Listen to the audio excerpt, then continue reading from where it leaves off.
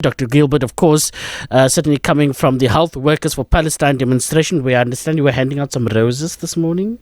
How was that? Good morning. Thank you very much for your time. Good morning. Thank you for having me. No, it was a very warming experience, because I think with this avalanche of human suffering that we see in Gaza, we really need to meet that with an avalanche of solidarity and care. And all these health workers, many of them very young, in front of the greatest pediatric hospital in sub-Sahara Africa, was a very, very moving moment for me. And to see the energy and the power they had, all of them, that's what we need. We need more action. We need more activity. Less talking, more action, because the enemy is very strong. It is, and we see that strength in the bombardment, in the propaganda, which I believe is largely being defeated. There's been quite a significant shift in the narrative, and we can talk a little bit about that later. I want to talk about the latest scenes that I saw coming from Al-Shifa yesterday, and yesterday afternoon, babies in incubators arriving in Egypt. How, from a medical perspective, how complicated and almost unheard of is something like that? It's, it's maybe the most brutal illustration of the crimes of the Israeli occupation army. I do air ambulance medicine. I'm very much working pre-hospitally. I'm an anesthesiologist. And when we have an incubator transport, we will have one aircraft for that one baby. And we will be a specialized team with neonatal experts, doctor, nurses. And in addition to that, we will have one helicopter for one incubator or one airplane. Now you see this exodus of all these very tiny, very fragile, premature babies going all that stretch, 45K to Rafah, and then another, 7 hours through the Sinai Desert to get to the hospitals in Egypt, in Cairo. It is, in a way, it's risking killing them, full stop. And this is a man-made disaster. I mean, I don't doubt the extremely good care that those people accompanying them are giving, but it should never have happened. That's the point. And we start to get so accustomed to these crimes that we think, oh, isn't that nice that they are taken to Egypt? Instead of asking the question, why on earth should 36 neonates be taken out of their safe hospital environment and transported for almost a day? Yeah. And this is a sharp illustration of the crimes, the sort of systematic crimes of the Israeli occupation army. They don't care about the life, neither of a neonate or an old lady with diabetes. They just kill, and on top of that, destroy the healthcare system. And that's the serious, maybe from my point of view, the killing of innocent civilians and the destruction of the Palestinian healthcare system, which has taken generations to build. Yeah. Now it's all flattened. And when we spoke about a week or so ago when you were in Egypt, I sensed the level of angst that you were feeling at that time about what was going to come to Al-Shifa hospital. At that time, we didn't quite yet see soldiers in a medical facility that is one of the biggest in Gaza, catering to 2 million plus people, that I just couldn't compute what those scenes mean. During a war and an occupation force that is in a medical facility walking around with weapons, and then not only did they do that, they showed, for instance, an MRI machine, and which both the CNN and the BBC, which are embedded in with the Israeli occupation forces at the moment, that they planted weapons to further this claim that is being used as a command center. What are your thoughts when you read these things? Well, first of all, I love Shifa. It's been my medical home in Gaza for 20 years. I love the medical workers there. It's a very brave hospital, like all the other hospitals. It's the flagship hospital for the Palestinian healthcare in Gaza. It's the university hospital. It's really the palace of care in Gaza for all the people, because it's also the trauma center. And to see that being vandalized and humiliated in the way that they did, it was extremely painful. I cried a lot.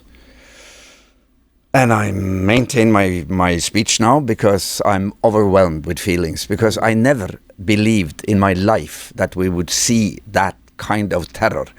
I mean, Israel is a terror state. This is state terrorism, full stop. By definition, if you look in the definition, it's to use arm and military powers to intimidate a civilian population. That's what they're doing all the time.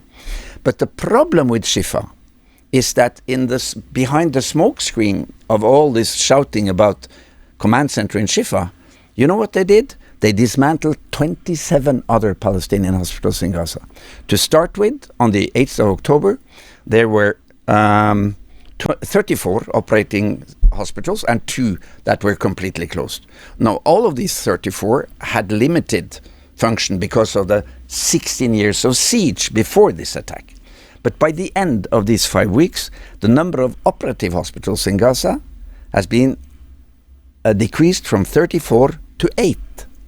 So in the shadow of all this rhetorics about Shifa, they have actually taken down 27 other hospitals by bombing, shelling, collateral damage they call it, shutting off water, electricity, and diminishing all medical supplies.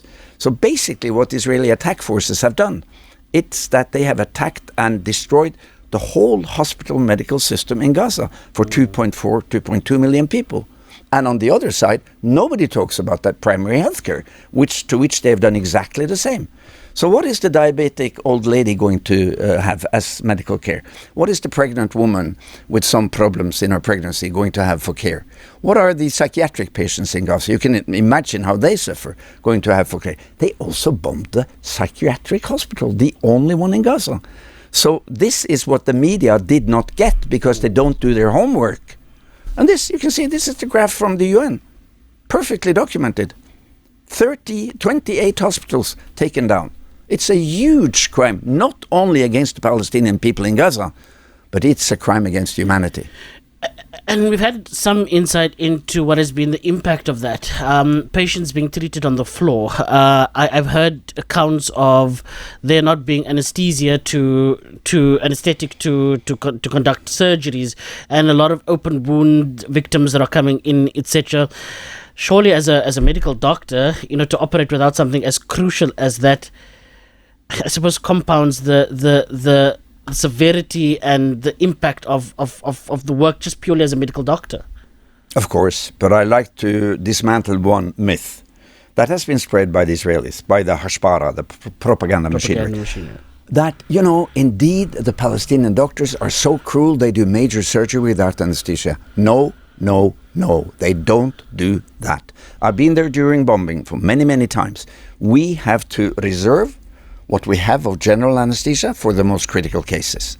Then there are minor procedures like cleaning a wound or stitching a wound, which may have to be done without local anesthesia.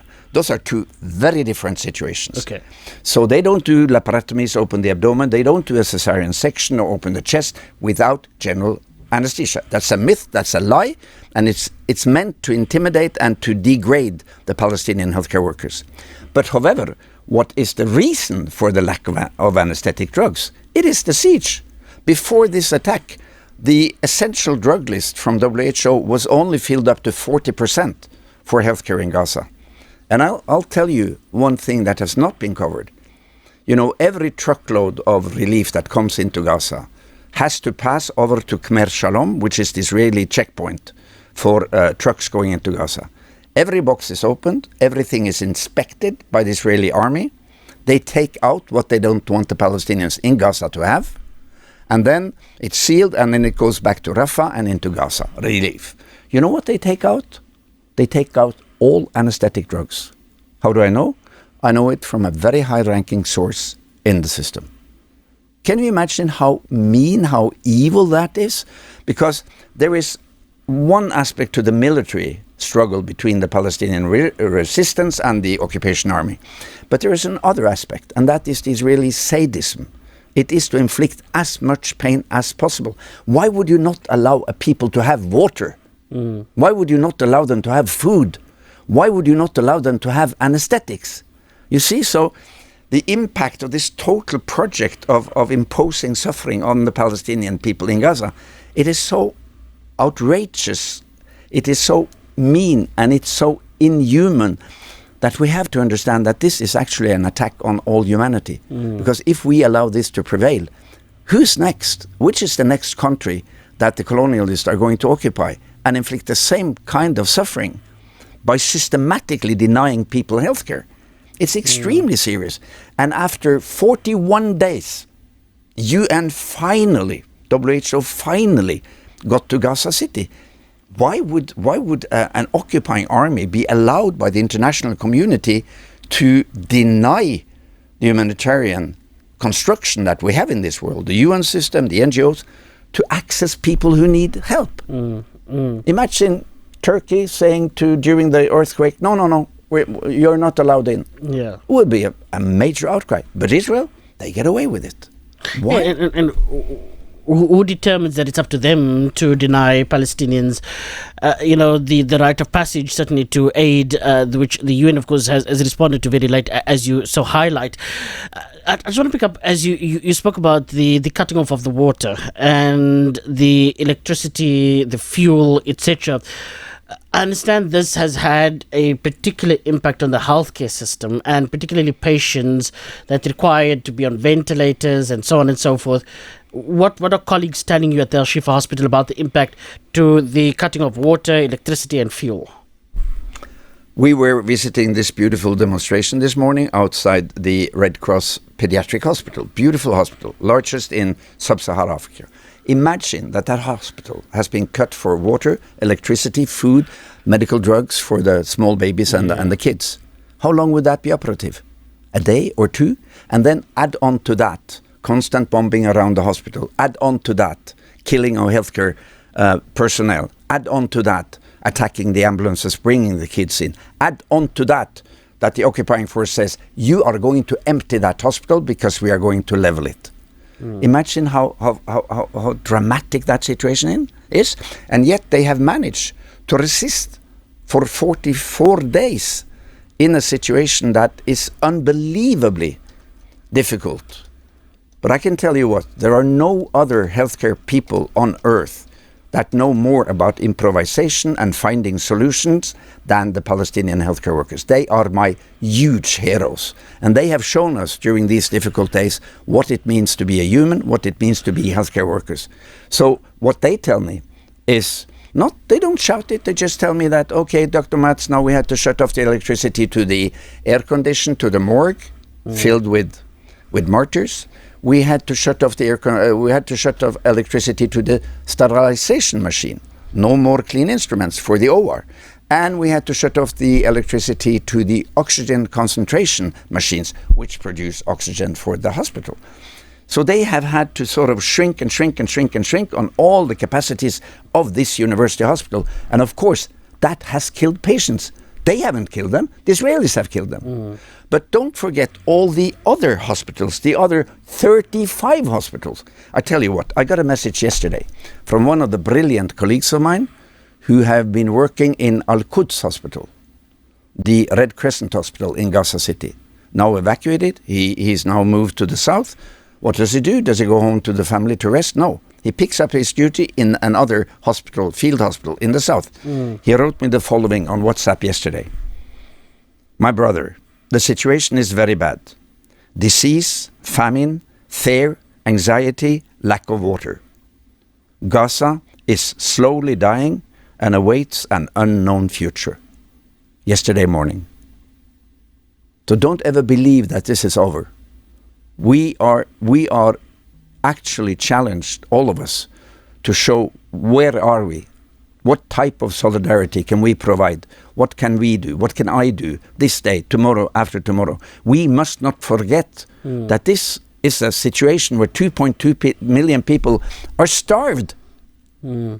This is colonialism at its worst. They are thirsted into desperation.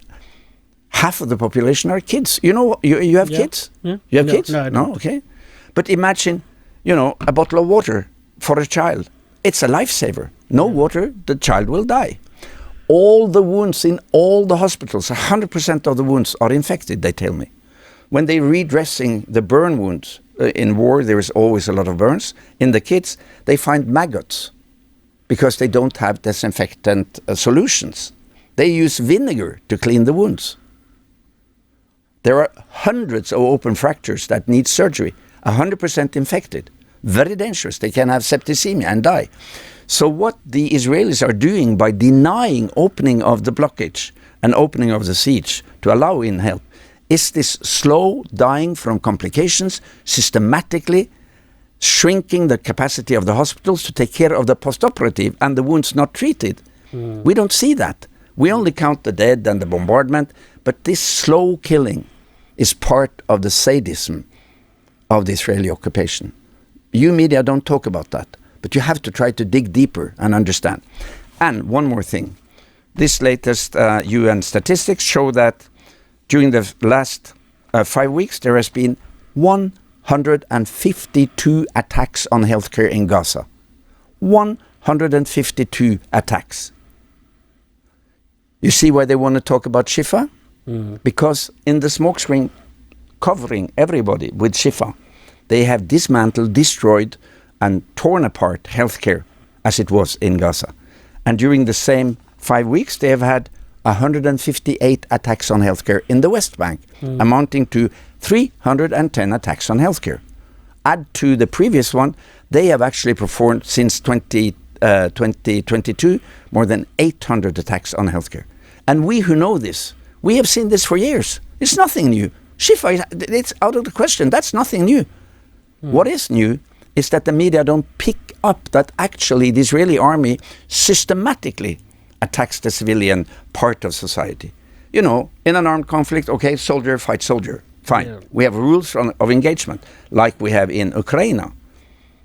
Imagine that the Ukrainian forces killed 6,000 Russian children. You know, Uncle Sam would say, no, that's not the way we kill people. Don't go for the children, go for the soldiers. Imagine if the Ukrainian army had systematically attacked healthcare in Russia. We would never have accepted that. Why? Because the ones on the other side are white, blue-eyed and blonde. And this is a deeply worrisome aspect of what the Israelis are allowed by the West to do towards the civilian sector. It's, you know, there's the one name for it, and it's racism and medical apartheid. And there was this Israeli official that in fact, it speaks to how they see Palestinians, you know, calling Palestinians animals, you know, the sort of term that's being used. It was not just an official, it was the Minister of Defense, Mr. Gallant. And it is Mr. Gallant and his Prime Minister, Netanyahu, that uses rhetoric such as, you know, the people of Amalek that needs to be you know, annihilated, and you know, even if it's got to do with killing of their cattle, their women, their children, etc., that it's a deep ingrained racist level of thinking at the moment that we see in play. What has been the impact to the mental health of those doctors and those medical staff and those ambulance staff that are having to endure this on a daily basis? Because, I mean, I sit so many thousand kilometers away. I see what's on my television screen. I listen and I hear how listeners are reacting, how powerless they feel sometimes based on what they're seeing. I cannot imagine what it would feel like to pull a burning kid with hardly any skin left on his body beneath the rubble, transporting that child, not knowing whether that child is going to survive, and to see that constantly all the time, every day. This is an important question. If you watch the videos just after a bombing, if you watch the videos in Shifa or any hospital when they get truckloads of wounded and torn apart bodies, what do you see? You see people quietly, very systematically concentrated working. You see a very tight social connectivity between people. You see respect, you see love, you see resilience. They don't give up. But what they ask themselves and what they ask me is, why is the world at large allowing this to happen to us? Why is nobody coming to our assistance with more than words? Why is Israel allowed to operate outside all regulations, humanitarian laws, the Geneva Convention, without any punishment? The Israeli impunity is so stark, it's so long-lasting, that the Palestinians, not only in Gaza, in the West Bank, in the diaspora, they ask themselves, why are we being subjected to all these crimes without anybody in the West saying, stop, enough is enough? And the answer is simple. It's racism. It's colonial apartheid. But they don't give up. And your question about, you know, what's their mental status? They are exhausted. But I can tell you one thing. Whatever these occupying forces are doing in their crimes, it only makes the Palestinians stronger. It makes the resistance stronger. It makes more young people saying, we will not give up and we will not let this happen. I have many young medical students that I've been teaching. I talked to one of them, a young, very, very talented lady. She says, I don't support Hamas, she says, but I love Hamas because they are the only ones protecting us, Hamas and Jihad. And she says, I am all for a peaceful solution, but we are not even given a grain of peaceful solution because we are under occupation and we have to care for ourselves because nobody look after us, nobody protect us. So I think paradoxically, this huge destruction, these horrible pictures that we see, all these 6,000 killed children, it's a turning point. It's a turning point for the Palestinian cause. More people than ever are in the streets all over the world. Yeah. So thank you, Israel. Thank you, US. Thank you, Uncle Sam, for bringing up the oppression and the colonization of Palestine to the table at a level that's never been before. Now they are the centerpiece of all discussions. I wouldn't have been sitting here without resistance. I wouldn't have been sitting here without Israeli bombing. And it's, we have to look at it in a dialectic way. Yeah. There are so many downsides. I don't deny that. It's horrible. But on the other side... The signs of victory are there. Yeah, and I got the message this morning from the resistance, a news flash, that they are close to reaching ceasefire. Yeah. Ceasefire. Not some sort of lull in the bombing, but ceasefire. What was the ambition of Israel? It was to eradicate the resistance. Did they reach that? No. They're standing stronger than ever. And not to particularly fall into the trap of propaganda and mainstream media, but I do feel that I wanted to put to you the fact that since I think it was 2009 and 2014 and so on, whenever there was operations and military operations in Gaza by the occupation forces, that often you're accused of being, this mad doctor that supports Hamas, that is, pro-terrorist and in fact is banned, by the way. You have a 10-year ban, right? Short time, half year. You're banned at the moment. No. I was banned in 2014-15 for half a year. Yeah. I was in Gaza in June, 2 weeks. I was in Gaza in January, February. Okay, and I want to hear what your impressions were then. But talk to me about this. These constant labeling and the singling out of you as this crazy white man from Norway that's supporting Hamas, a terrorist organization. Let me first point out that our Prime Minister Jonas Gahr Støre, he has refused to call Hamas a terrorist organization. So the Norwegian government is one of the few in Europe who has taken a stand against naming the resistance and labeling them. Of course, he has said we will condemn any attack on civilians, which I also do. But they have been very clear, and they had a very sharp reaction to the siege, the increasing siege, and they've also been among the few European countries increasing the supply and the funding for humanitarian aid. Our mission to go to Gaza, we flew down on the third day of the attack, and we've been waiting to get in. That's funded by the Norwegian government. We got $1 million for medical supplies.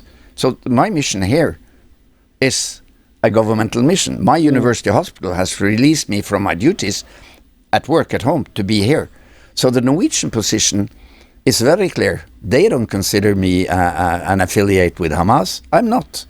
I'm a medical doctor, but I'm a medical doctor supporting a solution to the root problem, which is the occupation.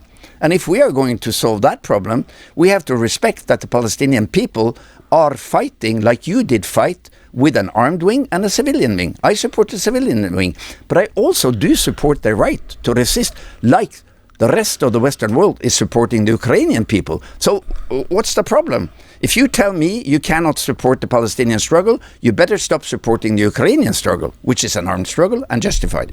So I don't care about this labeling, Fox News had a headline in 2014, I guess, after an interview, and the headline read, "The Hamas propaganda doctor." I'm so angry I didn't get a picture of that headline, because I'm so proud of being called a propaganda. Yeah. Wow, what a compliment, man. No, I don't care about that. That's only part of the hashbara, the constant naming and shaming of people. But as you said, they have lost the battle of the narrative. Yeah. What do you think there are hundreds of young people standing outside the hospital after all the propaganda about the Palestinians being animals, attacking women and burning children and cutting their heads? You know, they cut through the crap. Yeah. They've lost the battle of the hearts and minds of the world, of good people in the world. And the divide between the street and the power is increasing in every country. Yeah. And I can tell you, the power, they are shit scared now, because they understand that their long-standing support for Israel, not necessarily backpadding and sort of supporting with arms and money like the US, but still, you know, we have to allow Israel to defend themselves. Yeah. That's weaning. And I heard an appeal yesterday by Dr. Reverend Allen. Yes. And he was very sharp towards his own government here. So I think that this split between good people saying, we don't want this, is very optimistic. It's very, very, very promising, because people think politically and they think morally, and they end up on which side? Israel? No. They end up 90% on the Palestinian side. And that deluge, that avalanche of solidarity, practical solidarity, and sympathy for the Palestinian people, completely changing the narrative. But we have to beware, because they are armed, they have Uncle Sam in the back, and Uncle Sam is out for new imperial and colonial adventures.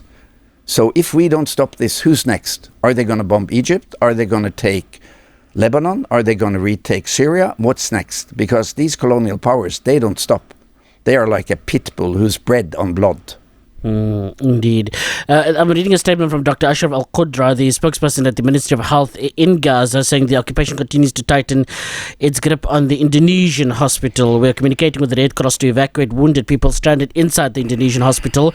The occupation may commit any stupidity against these being evacuated from the Indonesian hospital, and that there are no guarantees from the occupation regarding the safe passage to evacuate the wounded and the displaced, saying that we will not leave the Indonesian hospital until the last wounded person has been evacuated. Talk to us about this Indonesian hospital, where it is placed, what your experience is of it, and now also the focus and the constant bombing of that particular hospital.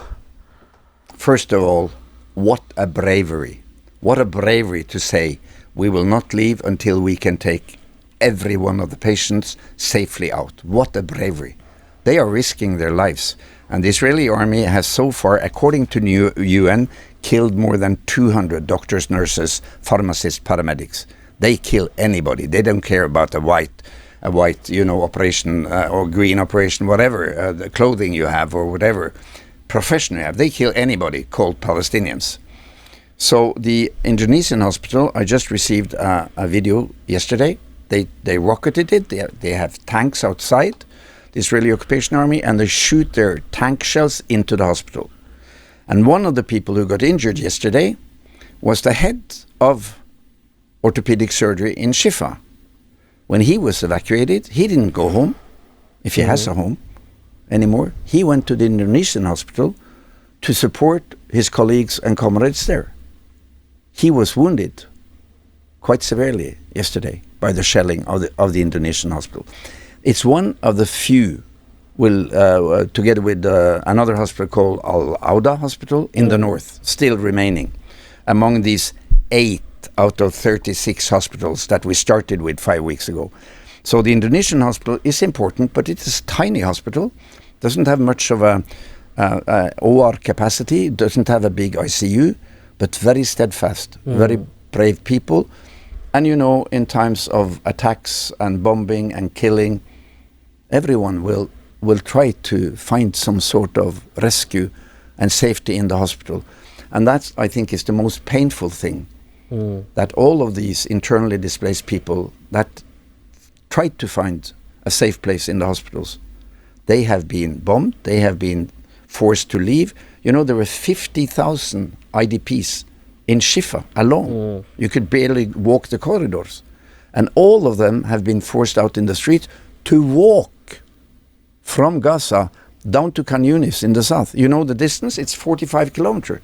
They walk for 6 to 8 hours. And along that walk, They were being mowed down. They're being shot at by the same occupation army who said, this is your safe corridor. And they come into the hospitals in the south with gunshot wounds in the legs.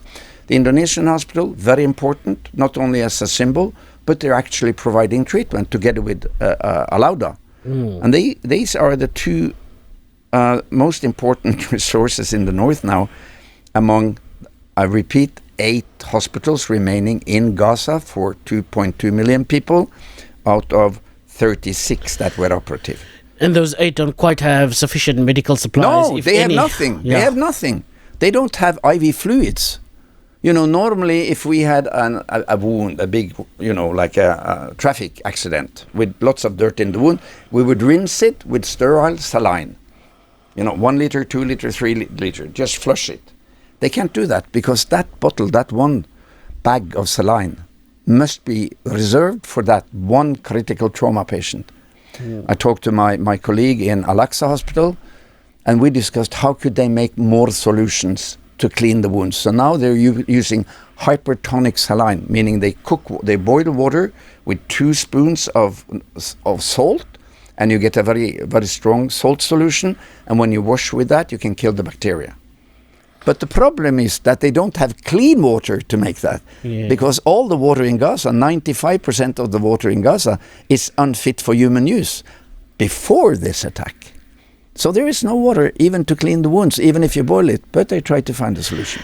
And I've seen videos of Palestinians talking about how they even having to bathe themselves in the ocean because there is just no other alternative. There are tents and shelters right outside of the hospital, as you say, 50,000 IDPs. These, of course, internally displaced persons that are currently, of course, in front of the hospital. So the matter is compounded so much. It isn't just about medical care, it's about so many different complexities certainly to it.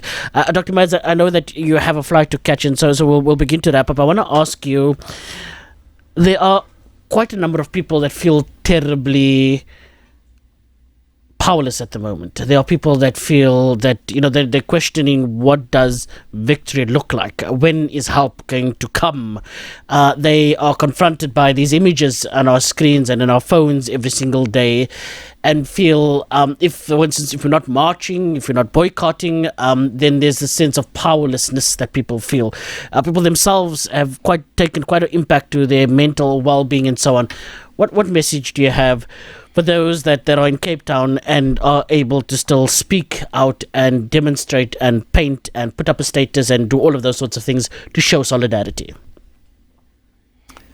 I think we have to realize that there is an empathy threshold, and we tend to reach that when we see so much suffering that we simply can't take it in. But I would advise you to look, when you look at the videos, don't only look for the misery and the pain and the awful images. Look for how the Palestinians are behaving in these videos.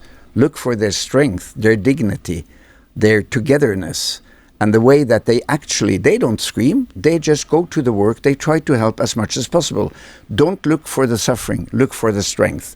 And from that point of view, you become stronger, and you will be more convinced that, yes, indeed, they don't give up, I'm not going to give up. Number 2, find out what you can do.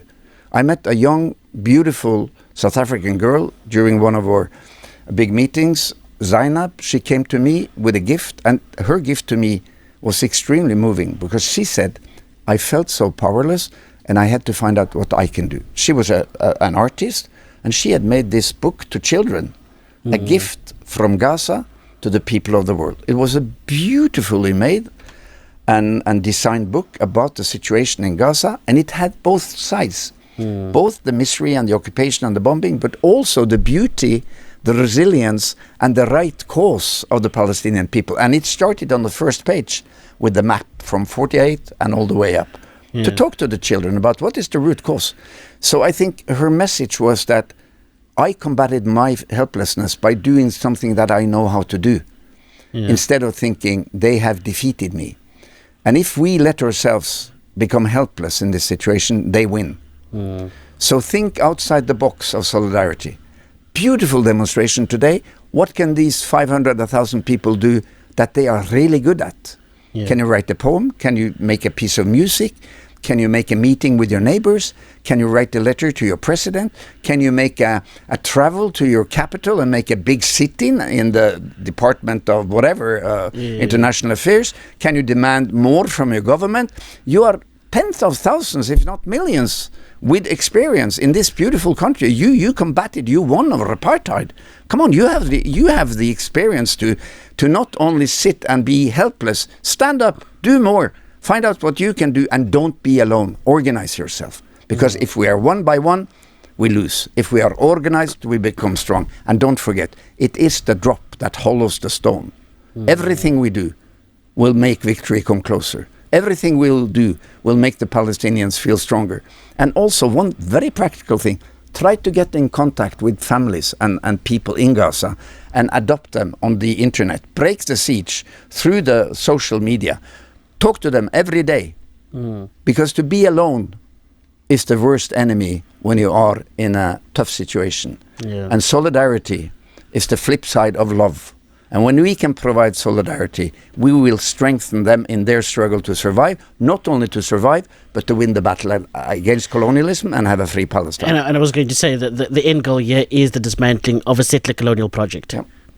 Dr. Mads Gilbert, thank you very much for your awareness, your solidarity, your time, your efforts, and certainly continuing to raise the flag of Palestine, until it is a fully liberated Palestine. Thank you very much for your time. Kuluna Gaza, which is on my t-shirt here, it's in Arabic, it means we are all Gaza.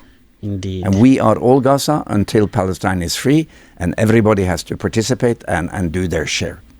Thank you very much. Dr. Mads Gilbert, a Norwegian doctor that has very vast experience in Gaza, has been working in Gaza for very many years, and he's talking to us this morning as he concludes his trip to Cape Town. And of course, thank you very much there too, Dr. Mads Gilbert, certainly having just joined us from the Healthcare Workers for Palestine demonstration that was happening outside of the Red Cross Hospital.